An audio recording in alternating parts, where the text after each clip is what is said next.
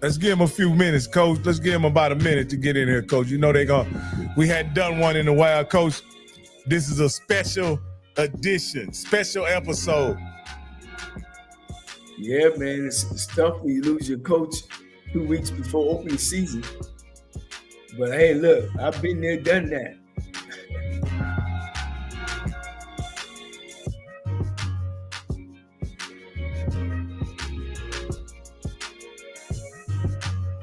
That one guy, he's here for the show. This guy right here, Sylvester's here for the show. What is that? Sylvester Williams, he's here for the show. Oh, yeah, he here for it, ain't he? He bright and early, ain't he? Yeah, no, because he reposted him, or he was on my Twitter side.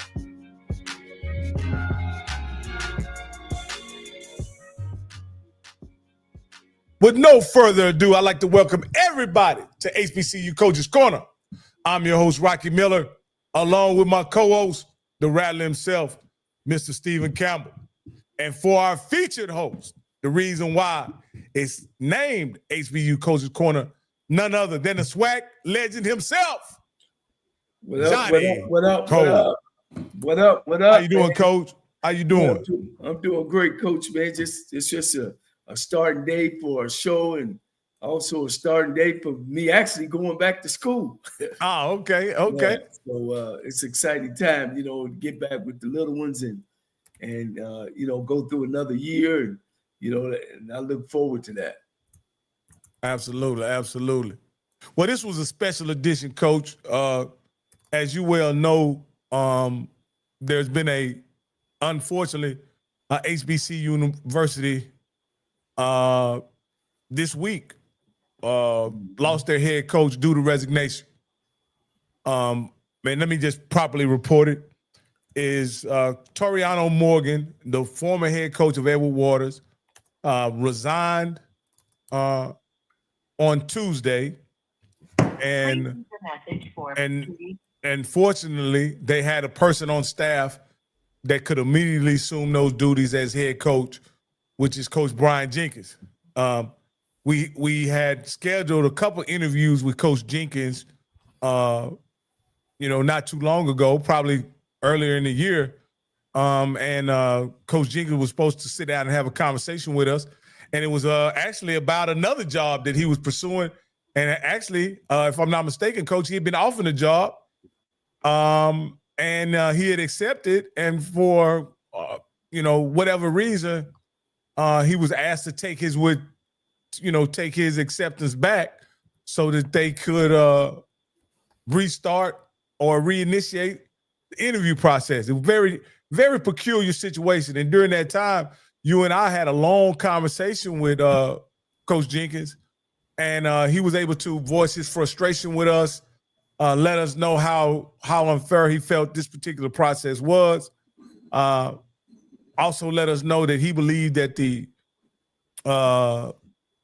the reason why he was ultimately not hired was because of forces outside of the program, forces outside the program. And he was just really frustrated with the situation. We're going to have him on the show the next day. For whatever reason, he decided not to do the show without contacting us, didn't let us know he was not going to be on the show.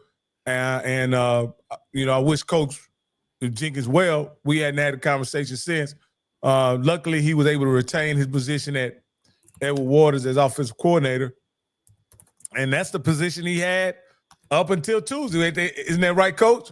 That's it, man. And, one thing, I got a personal relationship with Toriano Morgan as he played for me at Tennessee State. So I've been knowing him over 20 years, when he was a youngster, and followed his career. And, his career took him to high school down in Florida, Fort Lauderdale High School down there, where they won several state titles. And then he was went up there with Reggie Barlow at Virginia State. And, he's done some exceptional things, in his career. And so I was kind of surprised to see it, because I just talked to him about 2 weeks ago about how things are going, with the program and where he think they're going to be at.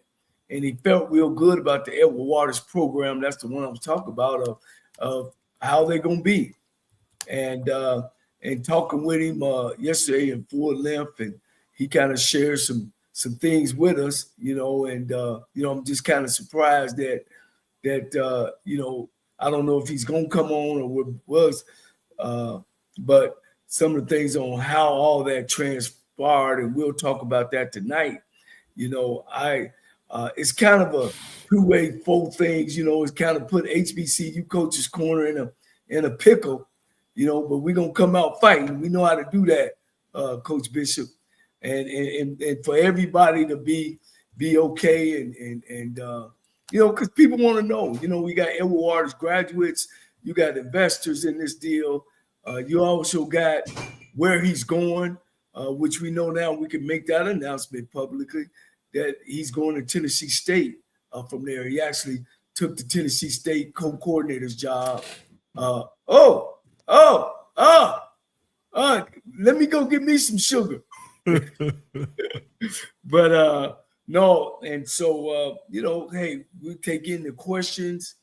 There's some things that that we could talk about that we discussed with him, and and move on from there. So I was just as surprised as everybody else. Coach, a couple of things that he conveyed to us, and because you guys have a personal relationship, I'll let you reveal whatever you deem appropriate. But you and I had a long conversation with him yesterday and discussed some of the details regarding the resignation. And if I mischaracterize it, Coach, please correct me. From what I understood, Coach, by talking directly with Coach Morgan, this was not a situation where he wanted to lead the program. He resigned, true enough. He admitted to us that he did resign, but it wasn't a situation where he wanted to lead the program. Am I characterizing that correctly? Right. He had a personal issue, and he was handling a personal issue with his family. And he went there to handle the personal issue with his family. And he was kind of backed up in a corner because he was also contacted by Tennessee State.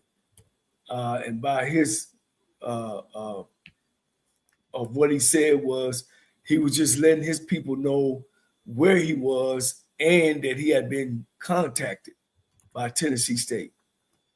And it came down to where it wasn't a concern about his personal issue. It was brought to our attention that they gave him 48 hours to make the decision whether he was going to stay as the head coach or go to Tennessee State. And I think that kind of made him feel some kind of way of, do y'all care about me, and my and what I'm going through, or do y'all just care about y'all having a head coach in that position? So I think that put him in between a rock and a hard place. And when I say they told him 48 hours, I don't, I'm not privileged to give that information, but it was passed down, and unfortunately for Edward Waters, that they lose their head coach, 2 weeks before or 3 weeks before they were supposed to show up for the football program. Now, Steve, let me ask you, because I want to get your opinion. This is your first time hearing these circumstances, Coach. And I want to just get your impression, because I know what my initial impression was when Coach Morgan shared that with us. So you're dealing with a personal issue, right? Tennessee State contacts you. Contractually, you have an obligation to contact the AD, which Edward Waters doesn't have an AD currently. Am I correct about that, Coach Cole? Yeah, they currently don't have an AD. You're correct. So they don't have an AD. So then he has to contact who I assume who is above the AD. I'm not sure who that is, but whoever above the AD is, he has to contact that person. That person's contacted, and just by saying, hey, I've been contacted by Tennessee State, you're given a 48-hour ultimatum. What is that saying to you? Just hearing that, Coach, Mr. Mr. Campbell, what is that saying to you initially? Like, you're just saying, hey, Coach Cole done called me. He done made contact with me. We didn't discuss any details, but I just wanted to let you know he contacted me. And my response is, you got to give me, tell me in 48 hours whether you're going to continue being on this show or not. Or if you don't come back to me in 48 hours, I'm going to let you go. What does that sound like to you? Well, that sounds like business. And I'm going to be honest with you. And to me, I just got to look at it black and white. Because if I'm the AD, the president, and we realize we've already picked who's going to be preseason rankings at these schools. We're getting ready to get into fall camp with Coach, 2 weeks? Fall camp starts? Yes, sir. And all of a sudden you're going to leave? No, I need to know now. Because again, like I say, Bo Schembechler said it best. I want a Michigan man coaching Michigan.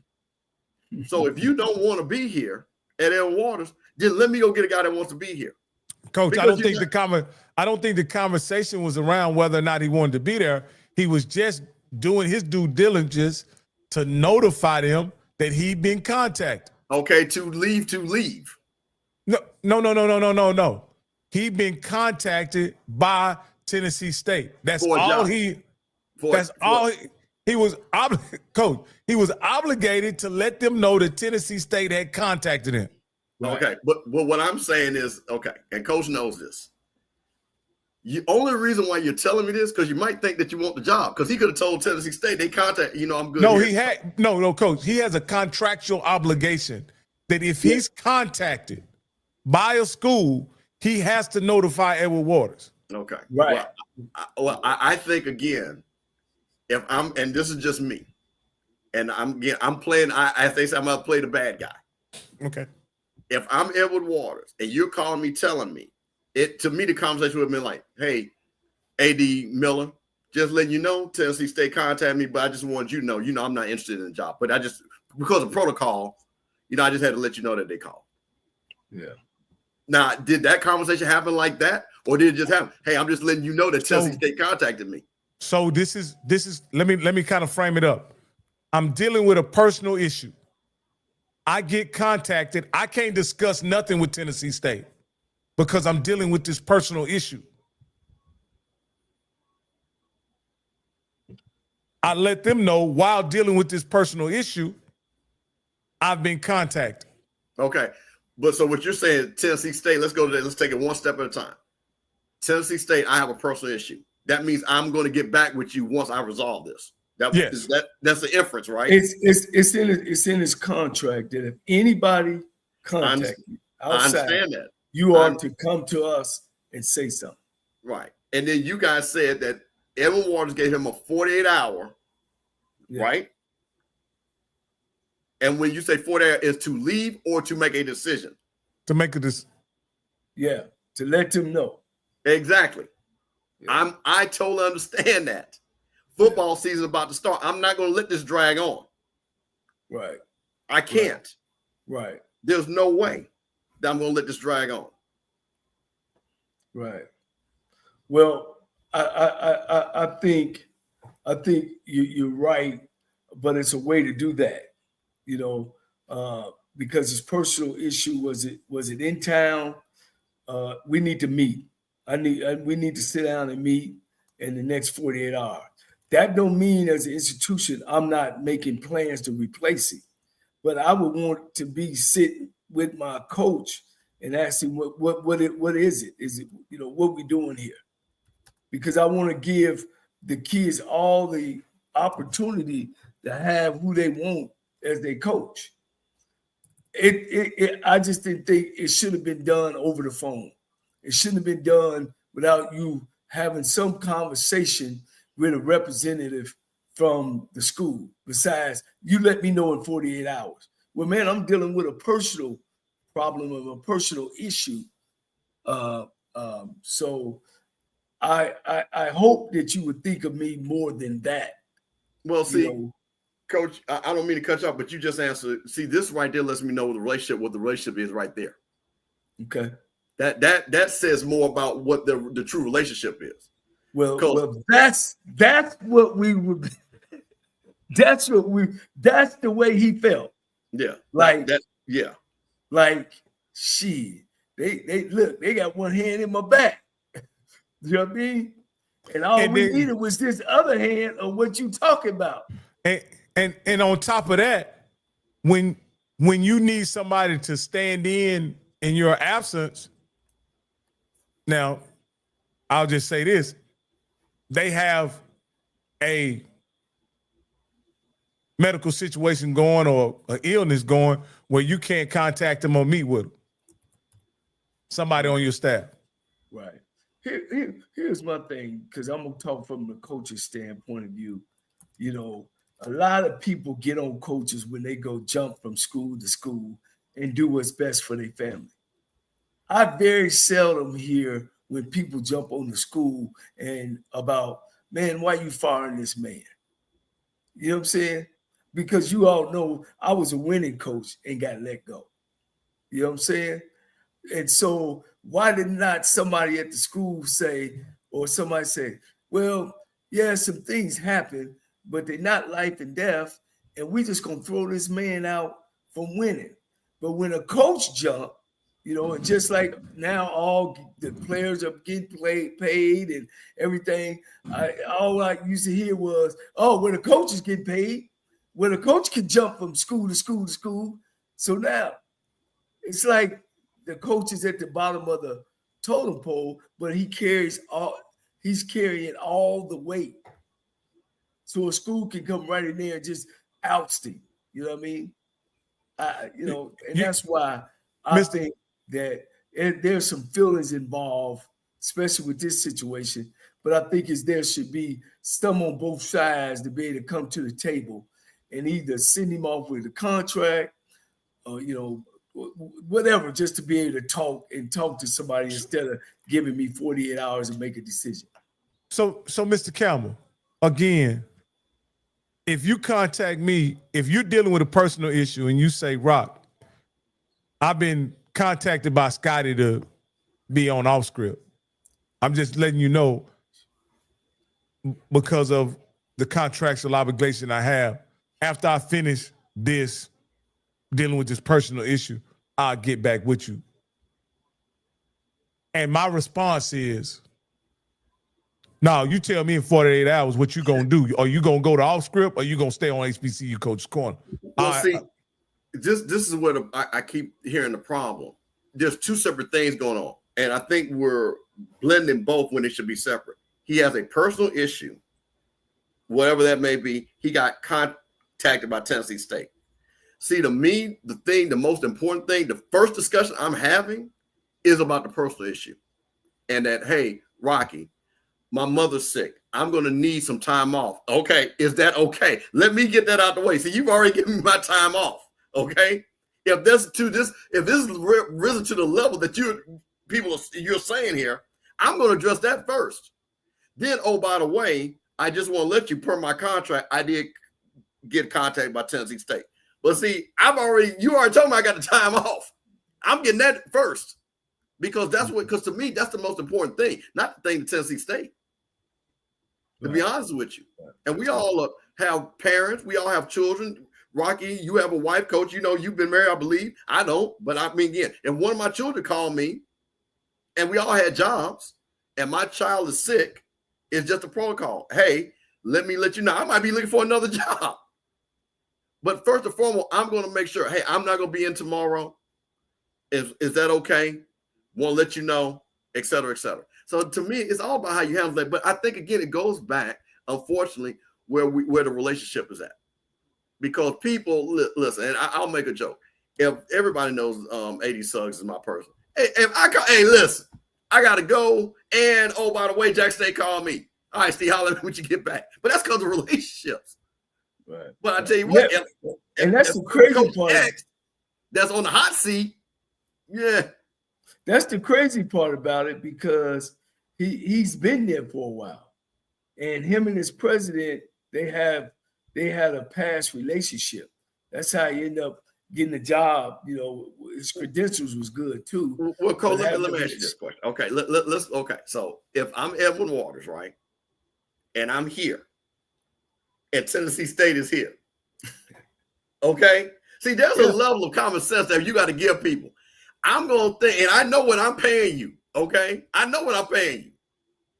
And depending on what position you would take at Tennessee State, might pay him more. Coach, let me ask you this. I'm gonna ask you this, Coach, and I want you to be perfectly honest with you, Coach.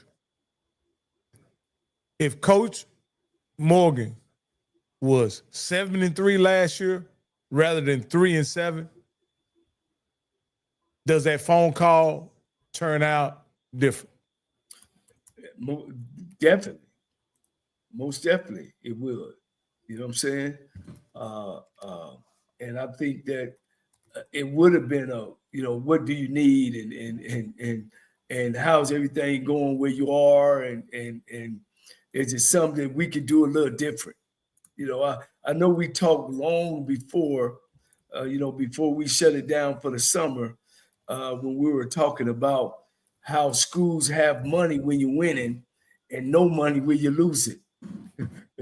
You know what I mean? So that was a losing conversation compared to me being a winning coach. You know what I mean? So it was almost like somebody said, whew, so we don't have to fire him and we can just put this other guy as an interim and start looking for a new coach for our program. That's what it sounded like to me. Let me ask you, Steve, because I'm gonna ask you the same question I asked Coach Cole.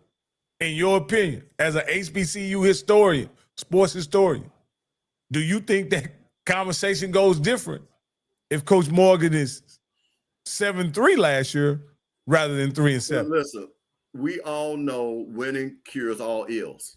We all know if you are winning, and we have seen it program after program. I just saw a coach that just got arrested for DUI. They ain't firing him because he comes from a winning program.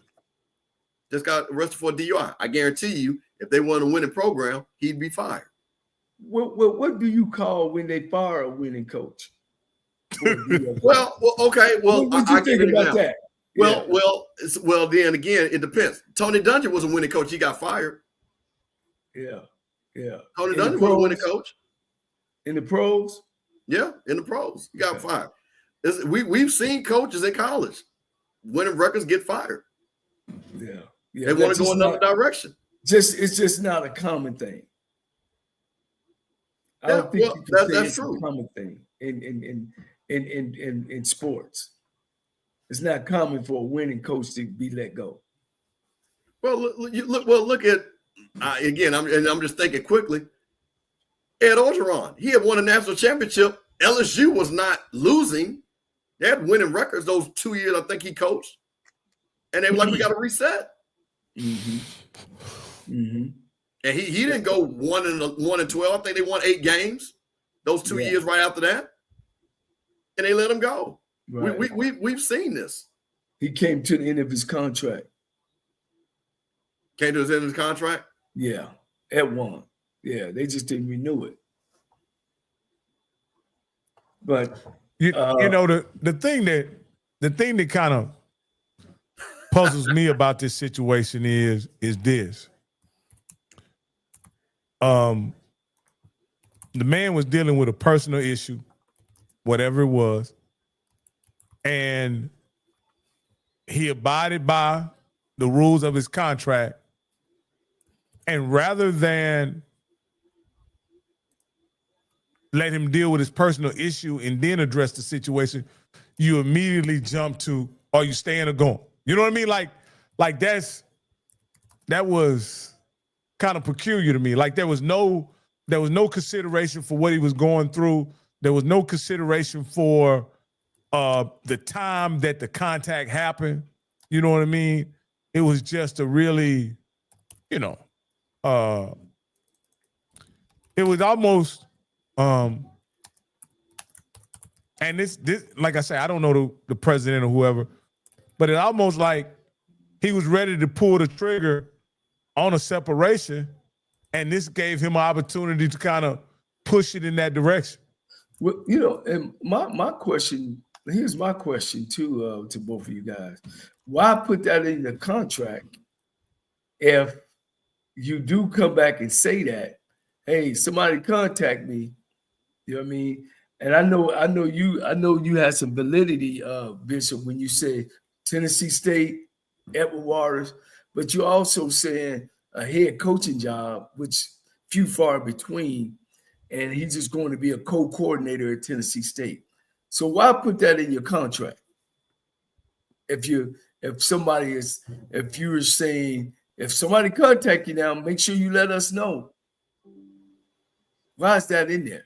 Well, you know, it's funny that you say that, Coach. For a lot of people, as I say, I have a lot of different jobs. And Rocky and I literally just talked about this. One of my jobs, I do a lot of contracts, a lot. I help Scotty with his contract. That's why his contract was tight. And I always tell people, and this is to everybody, listen to me. When you get any contract, it is always slanted against you.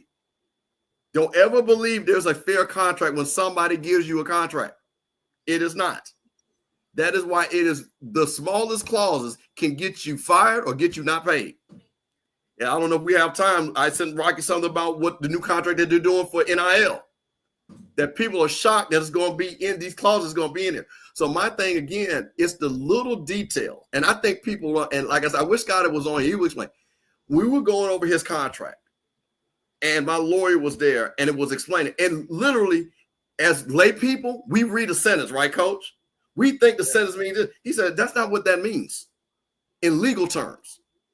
And I think a lot of people do not understand. That's why I explain to people. What is written on paper is not what it means legally. And understand that. So when you see a clause like this, that's very innocuous, right? This should never come up. This is never going to be a big deal. That's why it's a big deal. Yeah. And that's why any clause that basically, and I tell people, if there's a clause that tells you something you can't do, you better get it out of there. Or you better make sure you understand what you can't do. So that's going to be the first thing they point to. So tell me, in your professional opinion, when you see that in your client's contract, if somebody contact you, you make sure you contact us, and then we'll go from there. What is that good for your client? Is it good for the agency, or it shouldn't be there at all? Okay, let me give you a perfect example. A lot of coaches have that clause in there. That's not something that's new. But you know what happens, Coach? And you know, and see, this goes back, and I totally get it for a lot of coaches on certain levels. But that's why you have an agent. Because you know what could have happened? Tennessee State would have called his agent and say, hey, we're interested in your client. Oh, really? What are you interested in? We want him to be offensive coordinator. How much you offer? We want to give him $90,000. We're ready to get him. He ain't even told his client. He said, I'll get back to you. Now, guess what happens? Edward Waters, that doesn't conflict with Edward Waters. Edward Waters said, if Tennessee State contacts you, not any representative of you. That's why you see a lot of times that when you see these deals done, and they say, well, he was under contract. How did this happen at 12 midnight? Well, he's been working on a new deal for 2-3 months. But he's not violating the contract. When you see free agency, you can't talk to a team until XYZ. You can't. You're right. You cannot. But your agent can. Right. And this is why I think a lot of, especially I see a lot of our coaches, it was interesting for a lot of our coaches, they don't have direct attorneys that they work with. They kind of contact an attorney when they need a contract review. But to me, when you're in this profession, you need, quote unquote, to have an agent or a legal advisor that says anybody that contacts me about anything, you need to contact Stephen Campbell. That sounds very, very solid. That sounds very, very solid to me. And I guess that's the new age of college football now. You know, everybody needs a representation and everybody needs an agent so they can make these moves left to right. And I guess with all these young kids too, there's probably got some of that in some of their contracts. Yeah. Because I know that's the big thing now, is stopping kids from jumping from school to school to school. So they actually like paying them, or supposed to be paying them, for they won't switch schools. Hey, Rocky, this comment, because I know this is going to be upset, but I want to, you see this guy, Al, why do you think the guy that got drafted in Bengals holding out because of contract? I want to explain what happened with this. Hey, Coach, hold on, Mr. Campbell. Yep. I want to do this because we're trying something here for a second. I want to test something. in now a minute, we're going to suspend it on the Off Script channel. If you want to continue watching, please go over to the Rocky Miller channel, and we're going to continue to watch on there. Again, I know it's probably an inconvenience for you guys watching on the Off Script channel, but I must test something here shortly, so I'm going to suspend it on the Off Script channel. And there's a link there where you can go to the Rocky Miller channel and continue watching. Rocky, drop that link one more time and give them a little countdown. Drop that link by itself. Gotcha. And give people a little time.